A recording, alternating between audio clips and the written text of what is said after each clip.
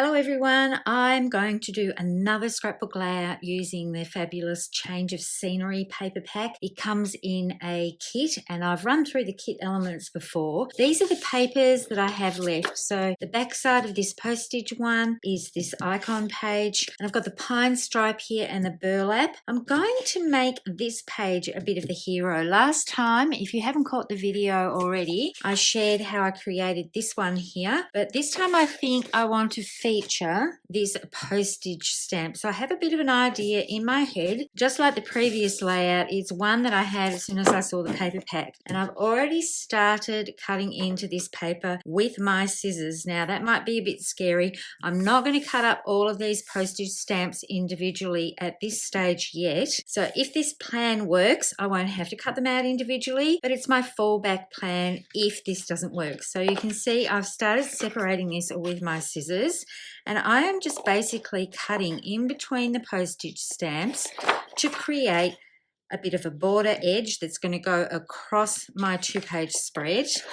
And I'm doing this so that it's not all equal with one step up and across. I'm doing some with 2 and some with just 1 until I get up into this area here.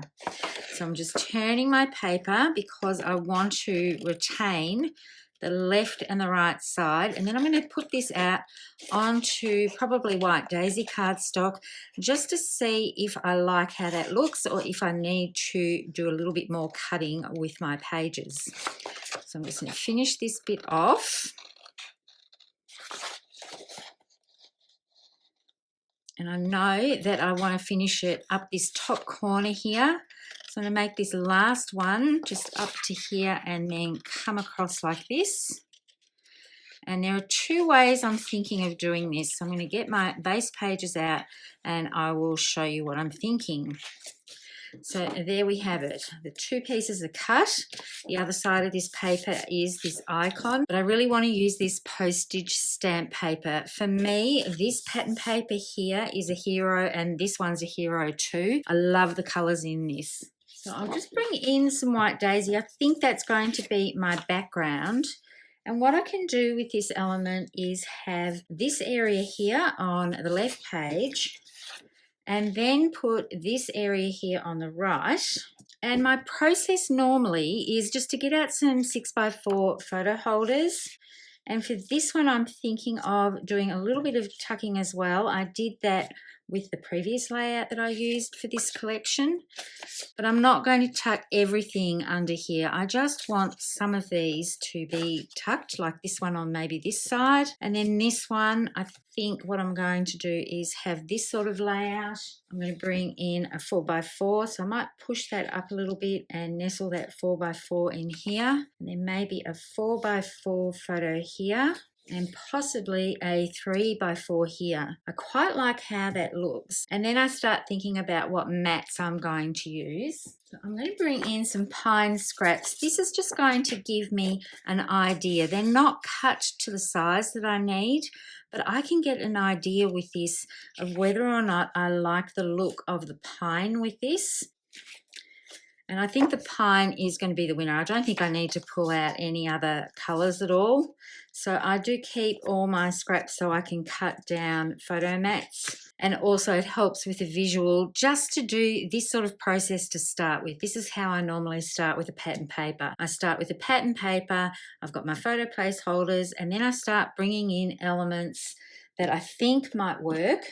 I've got this left of the sticker sheet and I've got some die cuts as well, so I might do a little bit of a dry fit. And I've got this title left over from last time, so I'm thinking that might work across there. But what I also want to try before I commit to any of this is to bring in this and see if I can bring more of this pattern over to the left of my page and just have a little bit of a gap coming down like this.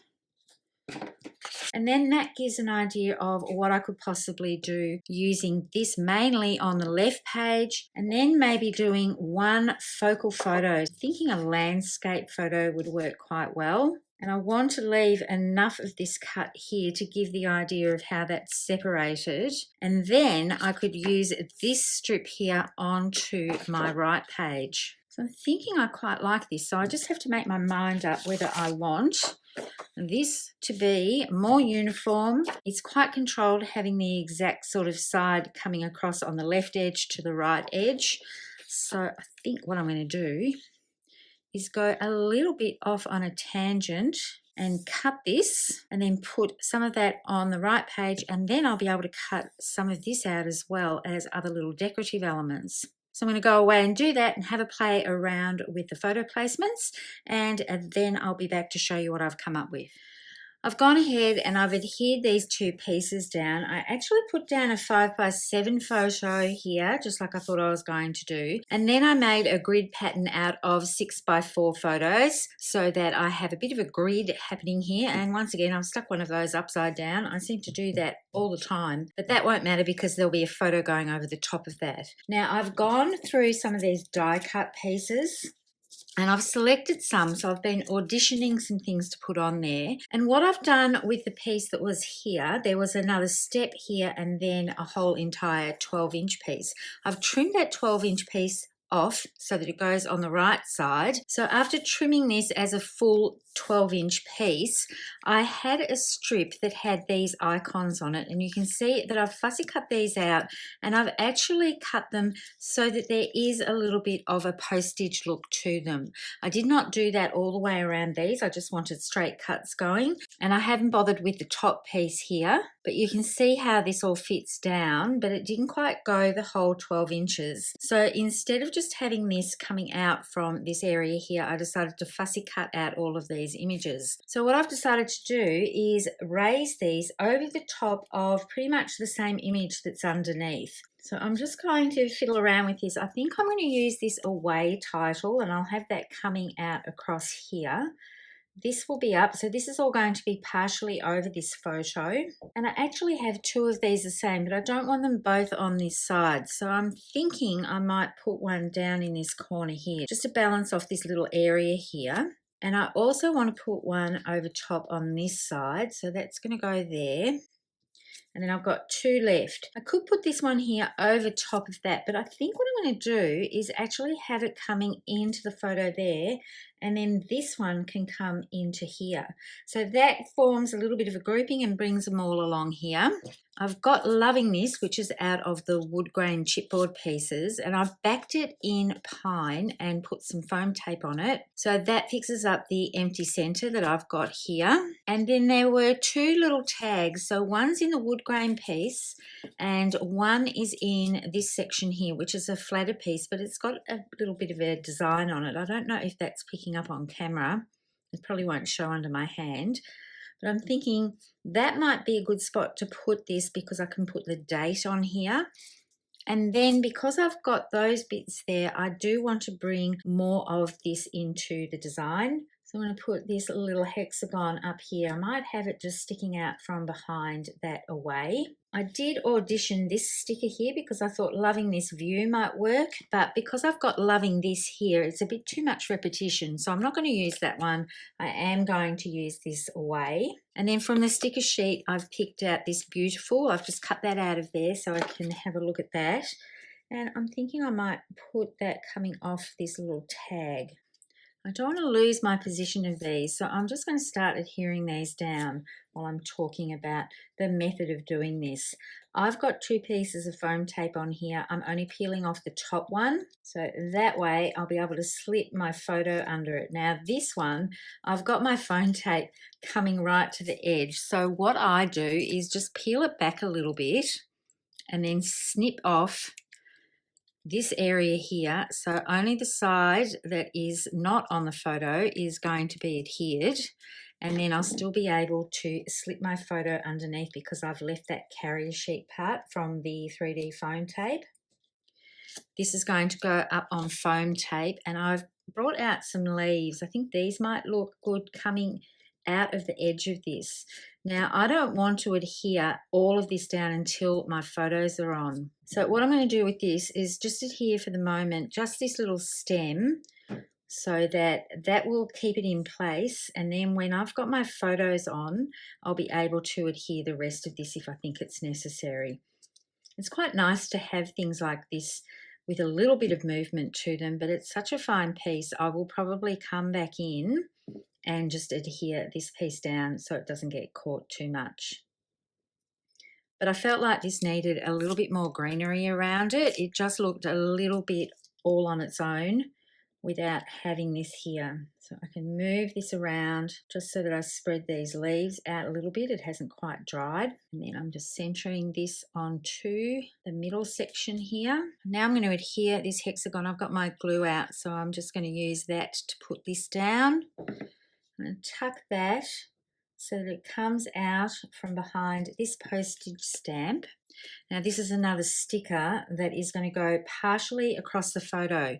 So what I'm going to do is just take the carrier sheet off. I do this a lot when I've got to put photos on later, and I'm going to cut away just the top section of that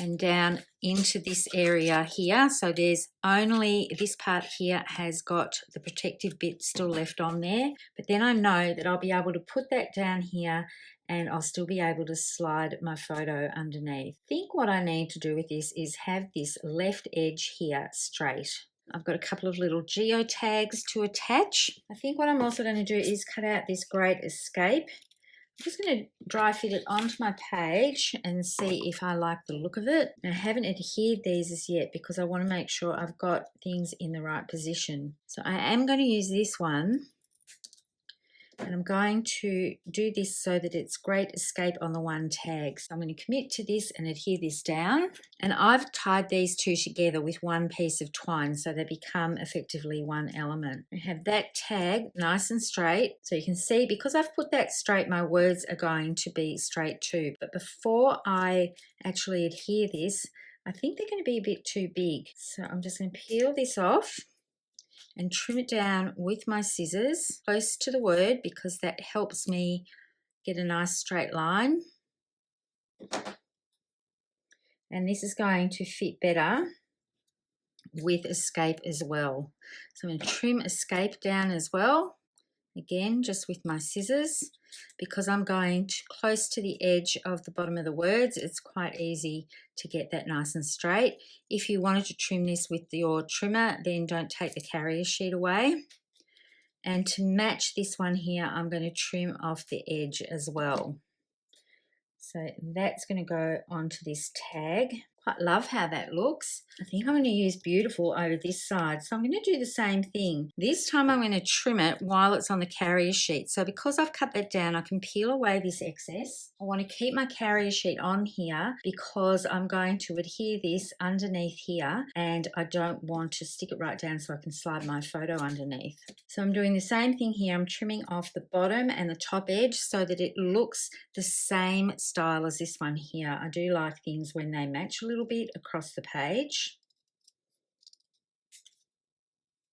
And then I can peel back my carrier sheet and just cut part of it away so I can leave this bit here so that I can peel that off later. I'll put that right up against the edge here. Now I've only got one wood grain element here, so what I'm going to do now is look at adding some more in here. I think this little arrow is going to work quite well. So yes, I like how that looks. I'm going to put that down with some glue. So it's just adding the final little touches and being mindful, if you don't have photos printed as yet, you can still get your layout all organized. You can use a placeholder like I've done here, or you can just put down some white cardstock. These are 6x4 mats. The photo placement has been trimmed down by 1/8 of an inch, and then I'll trim my photo down as well. So that will mean that my photos will have a little white border, but I think it might be cute to have that behind there, but I don't like how it looks with this piece coming through. I think it will look better if I put some white daisy cardstock behind that and put that there, or I could use a piece of green. I've got some offcuts from when I was doing the photo mats, so I'm going to put that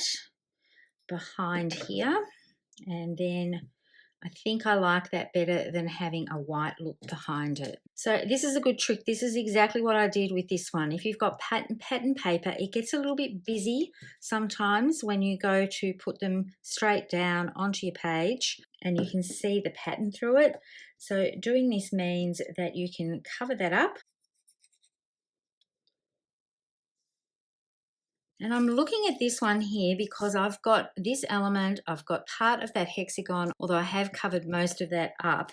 But I think what I'm going to do is add some of these little hearts from this carrier sheet. So by using these, it's going to bring in some more of that toffee type accent and make things look a little bit more cohesive. They're the only small hearts on this carrier sheet, so I'm just going to audition this little heart here, because I think it might be cute to have a heart on the edge of this tag. I'm not sure if I want an open one or a closed one. I think the closed one is going to work better. And now I'm just looking to see, I think I'll put this little heart on here as well. And I think I'm going to call this done. There is enough on here. This paper is quite busy with all the little icons, all the little postage stamps.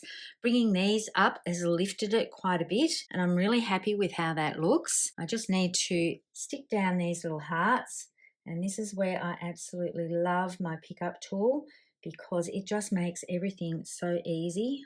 That one I've already adhered. Put a little heart here. And I need to adhere this one. I love how this looks with the postage stamp elements. My journaling, as I said before, is going to go along here, but if I do have a little bit more journaling to add, I can always bring in the journaling strips or white daisy cardstock and put them across areas of the photos so that the photos have like strip journaling going over the top of them. As always, I will have links to everything that I've used today in the description box below if you'd like to check that out. And a reminder that this paper pack is really only available until the end of this month, which is National Scrapbooking Month. I also have another idea where I'm going to use this postage paper, and I'll be bringing in these two patterns as well. As always, thank you so much for tuning in. Happy crafting and bye for now.